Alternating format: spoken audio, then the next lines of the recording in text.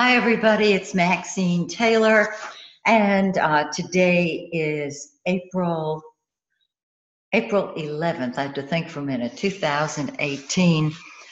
And the reason I'm documenting it is because things are happening so quickly in our government. The scenario changes moment by moment, and I wanted to make sure that this date is recorded because it could change tomorrow, what I'm saying here, of course. It is time to talk about Michael Cohen.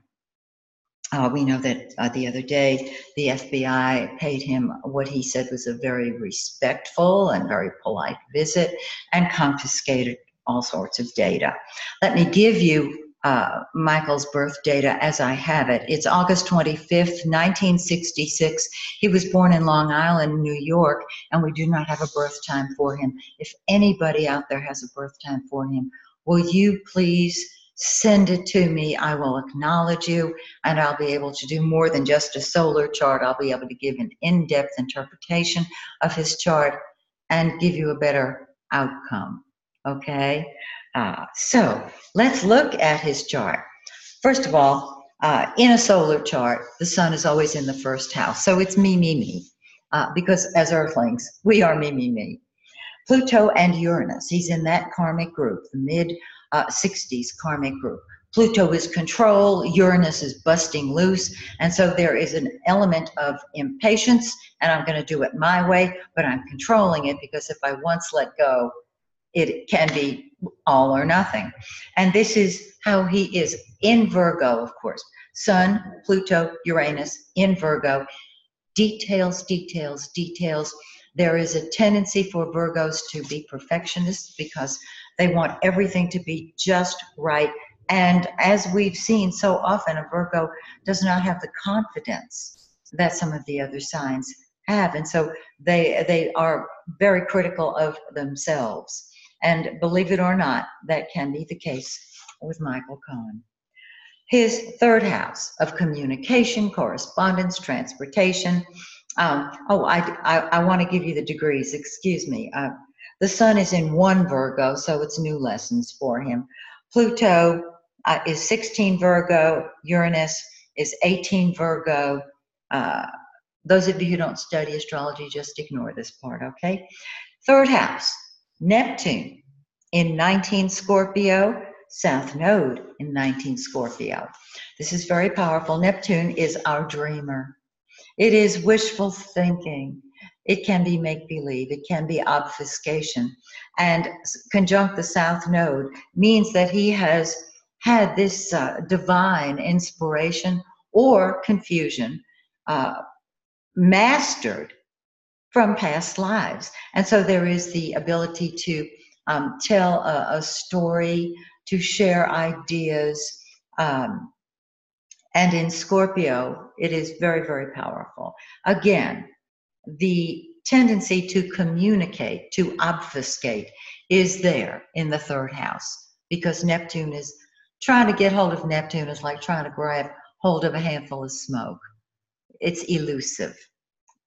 And that is the way in which he communicates his ideas in this solar chart. There's a lot more in the birth chart, and this is why I want a birth time. Please, some of you, if you have it, let's do it. Now, because we don't have his birth time, his moon is either in the 4th in Sag or in the 5th in Capricorn. He does seem to be a very serious person, and so I'm feeling more of a Capricorn moon, though I have no proof. The moon is in late Sag, so the chances of it being in Capricorn are much greater. If the moon is in his 4th house, home, family, and real estate, just like Trump, very important. If it's in the 5th house, we're talking children, and we're talking fun, we're talking sex, we're talking enjoyment, we're talking sports, anything that's fun is triggered.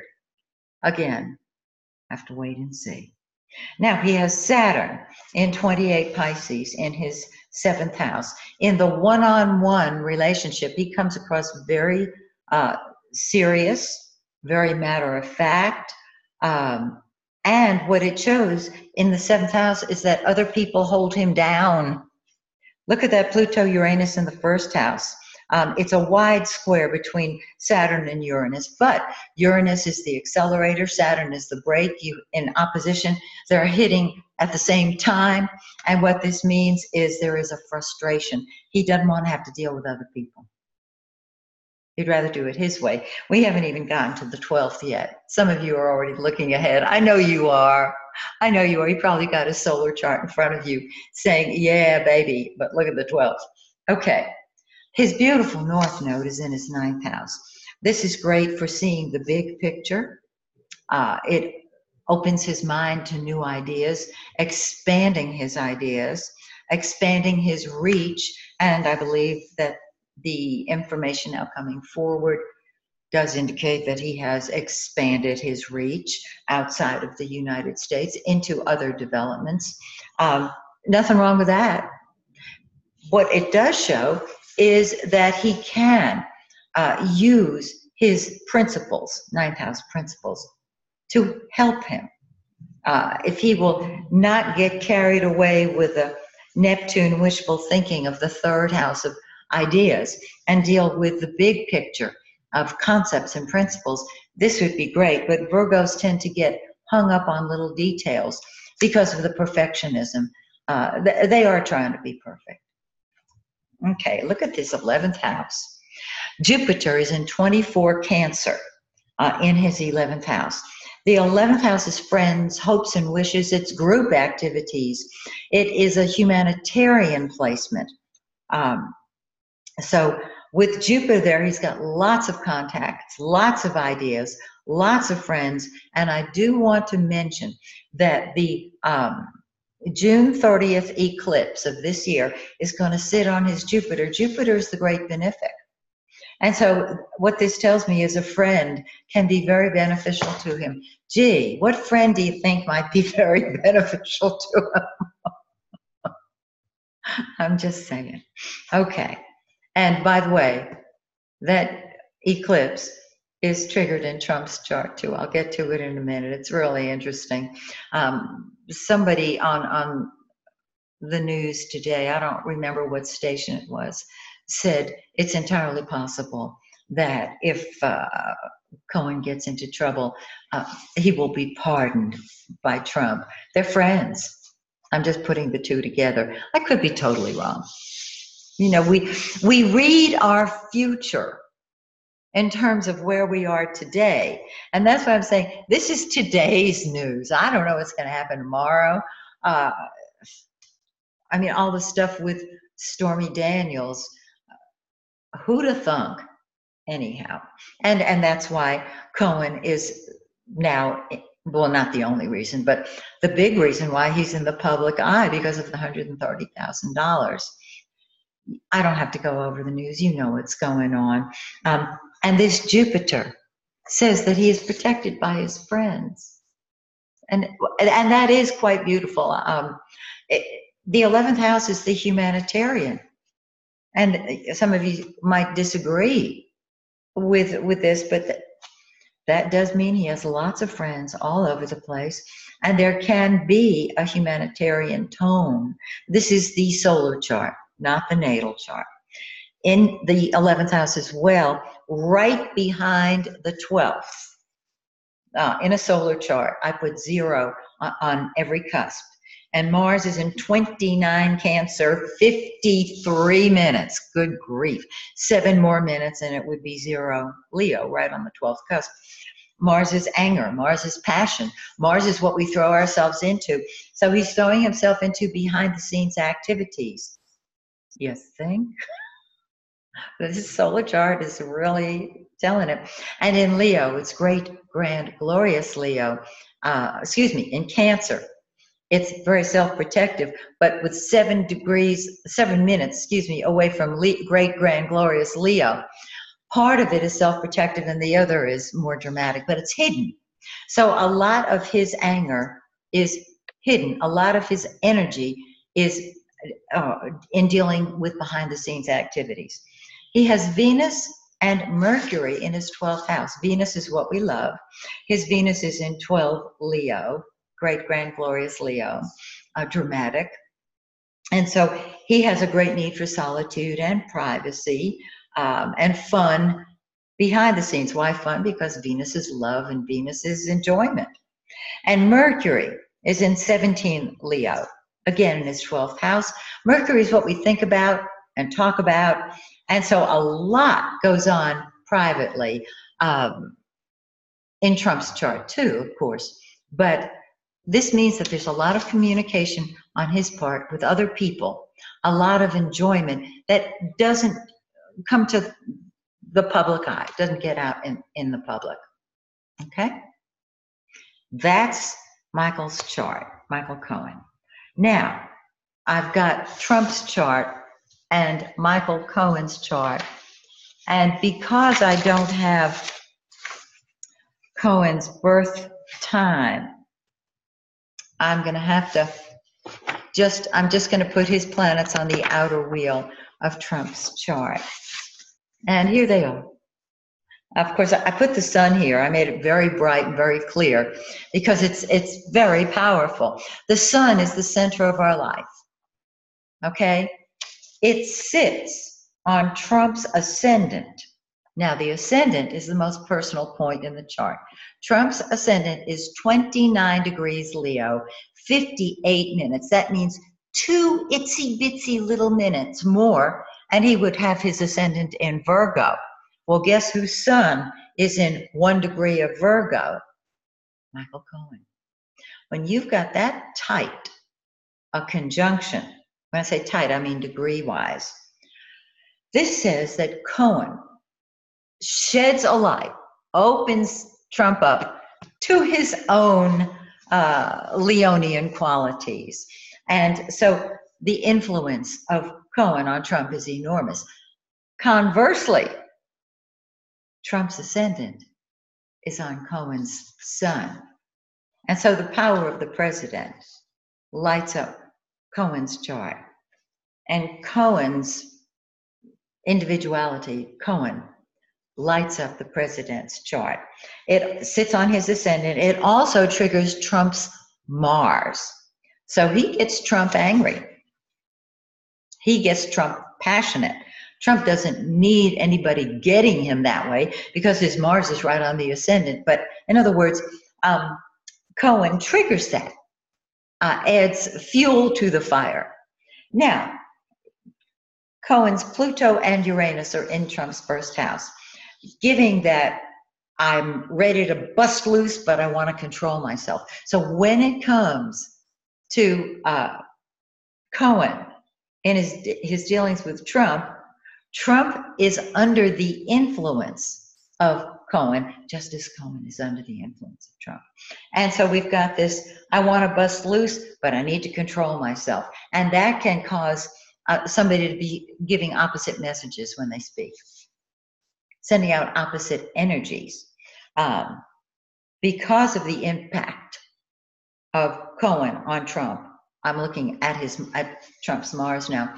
When the FBI paid a visit to Cohen the other day, Trump was furious, and obviously, and for many reasons, of course. But there it is, right there. Okay. Cohen's Neptune and South Node are in Trump's third house. Wishful thinking, make-believe, idealistic communication, obfuscation. It also triggers the cusp of the fourth house, the IC, the very foundation of Trump's life. Neptune dissolves. This can be an issue. It can be a difficulty for Trump. And the South Node there indicates an element of loss, can indicate an element of loss. And the South Node, of course, is karmic. This is what has been going on from other lives.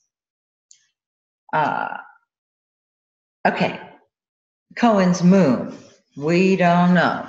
Is it in Trump's fourth or in his fifth? I'd say let's raise our hands if we think it's fifth. Why do I raise my hand? Because I think it's fifth. Well, first of all, Stormy Daniels. Fifth house deals with fun, with games, with sex, with speculation. I'd say fifth.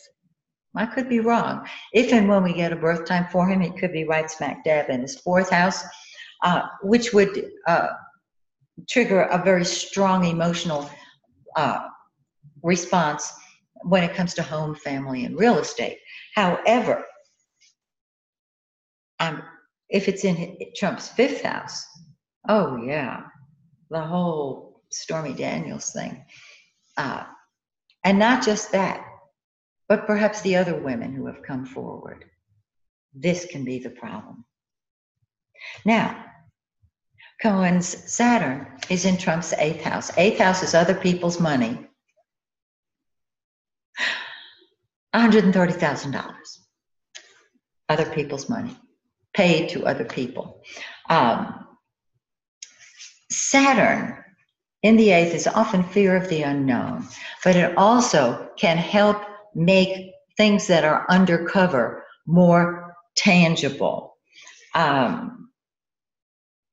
Saturn is serious, and it can pin you down, hold you down to reality, particularly when it comes to money paid to other people. Okay, moving right along, the North Node is in the ninth house, in Trump's ninth house. And, you know, their cusps from the solar chart of Cohen to the natal chart of Trump are very similar. And that's why their planetary configurations, or placements rather, are similar. The North Node is in Cohen's North Node is in Trump's ninth house, backing up the midheaven, which can help Trump's public image. In other words, it's not all negative. We've got positive, we've got negative, so we have to see how it shakes out. Look at this 11th house, would you? Cohen's Jupiter sits on Trump's Saturn and Venus. Saturn, Venus, person takes friendship when they're in the 11th house very seriously. And so here is Cohen being a friend, Jupiter, expanding the friendship circle, oh yeah, and lightening the seriousness of Saturn. Now, the solar eclipse on June 30th sits on Cohen's Jupiter and on Trump's Saturn. Friends, both of them, friends. And this is why I said I really feel like there can be a pardon. Based on what we know today, of what's going on today, there can be a pardon there. We have to wait and see, of course. The Cohen's Mars sits on Trump's Saturn and Venus. Now, when somebody's Mars is on your Venus, in a romantic chart, in a romance between a man and a woman, or two men or two women, this is passion, this is love. But you can have this between two people who are not engaged in sexual activity, but just have a really great feeling toward each other. Now, Cohen's Mars on Trump's Saturn has Trump taking responsibility in friendship. Cohen is firing Trump up as it relates to friends. And Trump has taken a stand for Cohen, saying how egregious the break-in by the FBI was. Well, it wasn't a break-in. They knocked politely on the door. Cohen said it was a very respectful visit. But you can see that Cohen is revving them up. So we've got Jupiter on Venus as well, which is indulgence, overdoing a good thing, abundance. So there are a lot of mixed messages here, but they all show a friendship. And then look at this 12th house. Cohen's Venus sits on Trump's Pluto. This is a very powerful conjunction. In a romantic situation, it is a very powerful sexual attraction. In a relationship that is not sexual, it's just a powerful attraction. And Cohen's Mercury sits on Trump's Pluto. So he's firing up, or at least giving Trump ideas that deal with control or transformation. Lots of energy emphasized with Pluto in the 12th. In at least one of my other YouTube videos, when Trump was running for office, and even since, I've talked about the power of Pluto and Mars in Trump's 12th house. Behind the scenes, war and fighting, and the need to control from behind the scenes. This particular configuration sees hidden enemies everywhere. Okay? And Cohen lightens the load, bringing Venus and Mercury there. So, I hope this is interesting. I found it very, very interesting, very enlightening.